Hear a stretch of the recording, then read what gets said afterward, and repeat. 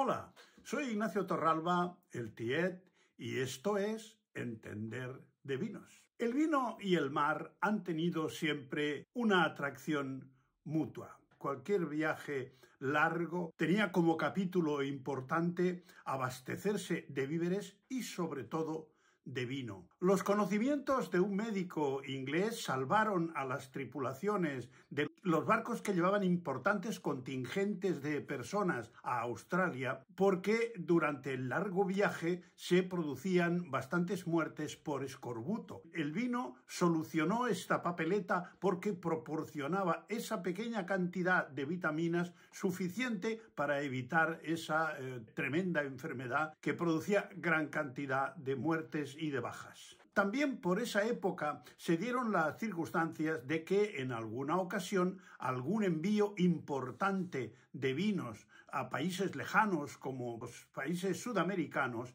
se llevaban importantes cargamentos de vino que al llegar a su destino no habían tenido la previsión de preparar el importe para pagarlo y por lo tanto no era descargado y se devolvía a su origen. Al llegar de regreso al punto de partida, lo primero que hacían era comprobar si el vino estaba en buenas condiciones. ¿Y cuál era la sorpresa cuando averiguaron de que los vinos efectivamente habían cambiado, pero para mejorar? El movimiento del barco había producido en el vino una mejora sustancial que era fácil de percibir y ese vino adquiría más valor porque tenía una mayor demanda.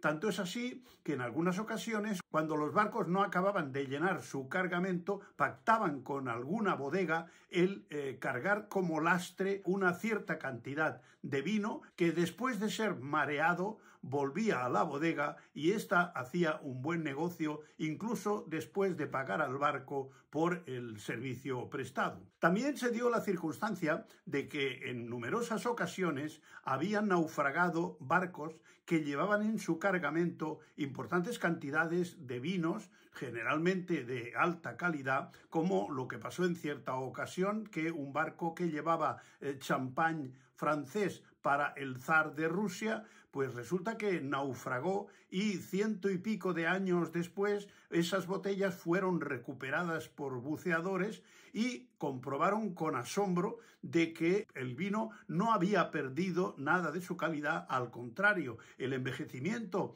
en esas circunstancias bajo el agua, con una temperatura constante, con muy poca luz, con ausencia de vibraciones, esa crianza submarina había mejorado las características del vino. Tanto es así que algunas de esas botellas, ya sea por su valor histórico o incluso por su valor anecdótico, llegaron a subastarse por cantidades realmente astronómicas. Hace más de 20 años, en un artículo de la Revue du Vin de France, a la que estuve suscrito durante bastante tiempo, leí un artículo en el que una bodega estaba experimentando con la crianza submarina de los vinos. En aquel momento no supe cuál fue el resultado de la prueba, porque no tuve acceso al artículo que publicaron me imagino que años después. Pero ya de forma más reciente, sobre el 2010, se hallaron los restos de un naufragio en el archipiélago de Åland, en el mar Báltico, entre Suecia y Finlandia, en el que se encontraron 47 botellas de champán de la Veuve Clicquot de 1840, cuya calidad sorprendió a los que abrieron las primeras botellas. De manera que la propia Maison, que es como se llaman a los productores de grandes champañas, decidió sumergir en el mar Báltico una buena cantidad de sus productos para intentar obtener los mismos resultados que los que produjo en su momento el mencionado naufragio. Y de esta manera iniciar así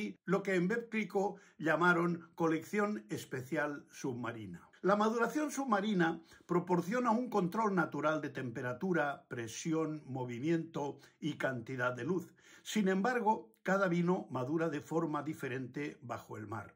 Algunas bodegas sumergen grandes depósitos, otras jaulas con botellas que al recuperarlas suelen tener incrustaciones de conchas y algas, lo que se está convirtiendo en una imagen de producto de lujo. Ya son muchas las bodegas de todo el mundo que han apostado por este innovador sistema de crianza. Por ejemplo, la californiana Mira Winery, que envejece un Cabernet Sauvignon en la bahía de Charleston, la chilena Viña Casanueva, que produce un Pinot Noir submarino, la italiana Visco de Chiavari, que sumerge espumosos cerca de la costa de Génova. La argentina Guapisa, que crió un Malbec durante 8 meses bajo el mar Patagónico. En Francia, Chateau La Rivette-Aubryon tiene sumergido un barril de 56 litros de su cosecha de 2009 en la costa atlántica de Cap Ferret. En España hay una amplia experiencia. Viña Maris de bodegas Carchello en la costa de Calpe, Crusoe Treasure en la bahía de Plencia, Vizcaya, fueron pioneras en investigar la crianza bajo el mar. Sketch, el albariño de Raúl Pérez, envejece bajo las aguas de la ría de Arousa en Pontevedra. Es un albariño que cuesta unos 40 euros la botella. Y luego está el Garún submarino que cría Luis Pérez en ánforas sumergidas a 12 metros de profundidad en las costas de Cádiz y que cuesta alrededor de unos 200 euros cada ánfora. Luego está Atlanticum, el vino submarino de bodegas Ferrera que reposa en las profundidades del archipiélago atlántico durante 6 meses gracias a la bodega submarina de Canarias, en Tenerife.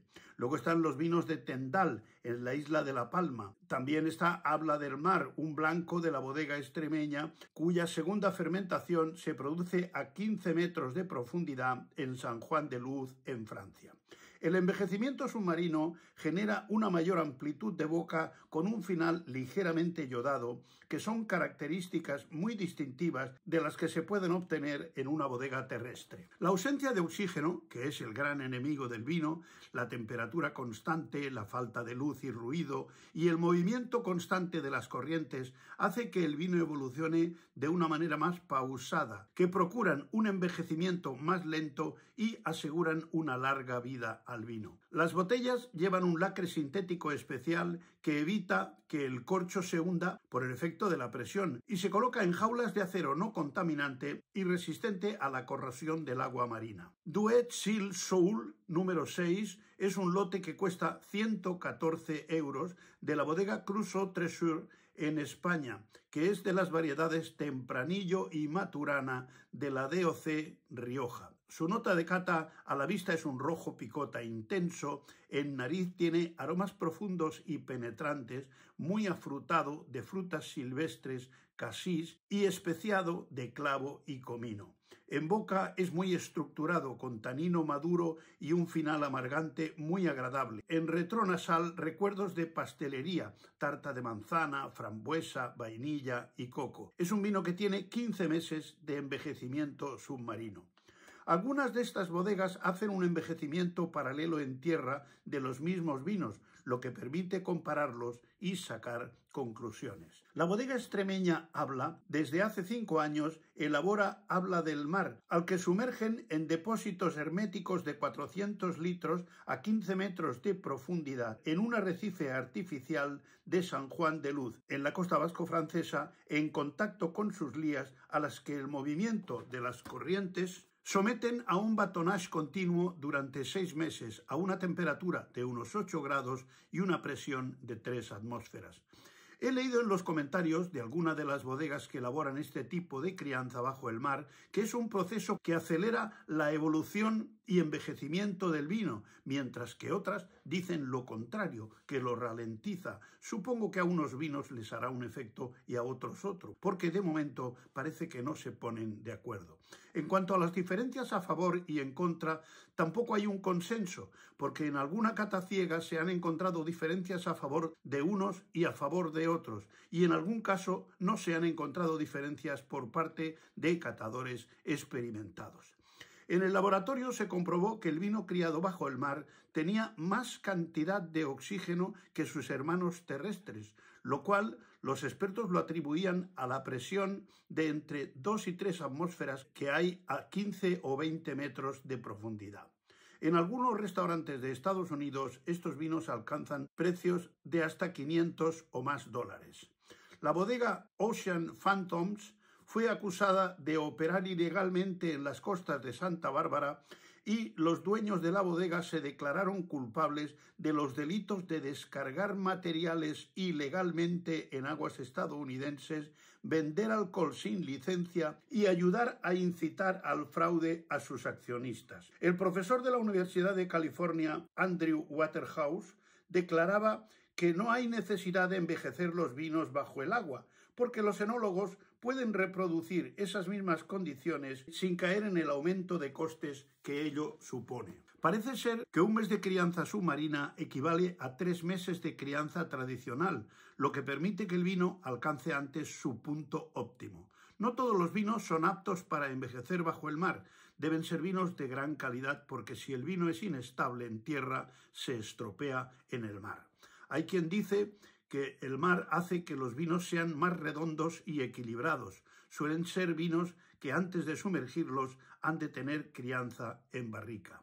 La mayoría de los vinos de este tipo que hay en el mercado están entre los 40 y los 100 euros, aunque los hay que cuestan varios cientos. Las botellas de estos vinos no suelen llevar etiqueta o si la llevan es un colgante del cuello porque se considera que las incrustaciones de algas y conchas marinas le dan a la botella suficiente personalidad y las hace mucho más atractivas que una etiqueta convencional y ayuda a que este tipo de vinos tengan esa especie de aureola de productos de lujo. Israel Padrino, que es socio fundador de Viña Maris, asegura que 3 meses de crianza a 30 metros de profundidad equivale a 7 u 8 años de crianza tradicional en una bodega. Este es un fenómeno relativamente nuevo del que ya empieza a haber alguna experiencia, pero con el que habrá que experimentar y habrá que comprobar si realmente vale la pena ese incremento de precios a cambio de las mejoras que este tipo de crianza pueda proporcionar a los vinos.